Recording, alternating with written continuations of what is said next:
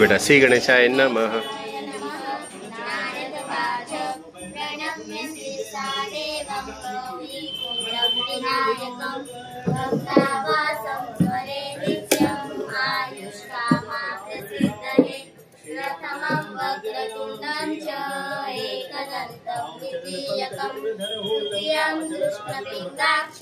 गजवक्रं चतुर्थकं लंबोदरं पंचमं च विकटमेव च समं विघ्नराजेन्द्र धूम्रवर्णं तथा समं नवमं बालचन्द्रं च दशमं तु विनायकम् एकादशं गणपति द्वादशे तु गजानना द्वादशे तानि नामानि त्रिसन्ध्यया पठे नरा न च विघ्नभयं तस्य सर्वसिद्धिकलं प्रभो विद्यार्थी लभते ते विद्यां धनार्थी लभते धनं पुत्रार्थी लभते पुत्रान् मोक्षार्थी लभते गतिम् जपे गणपति स्तोत्रं षड्विमासे फलं प्रभे संवत्सरेण सिद्धिं च लभते नात्र संशयः अष्टोग्य ब्राह्मणे वेक्षो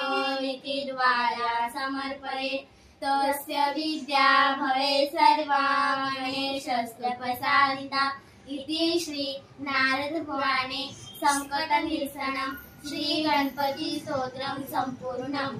ओम श्री महागणपते नमः। ओम श्री महागणपते नमः। ओम श्री महागणपते नमः। गणपति बाप्पा मोरया मंगल मूर्ति।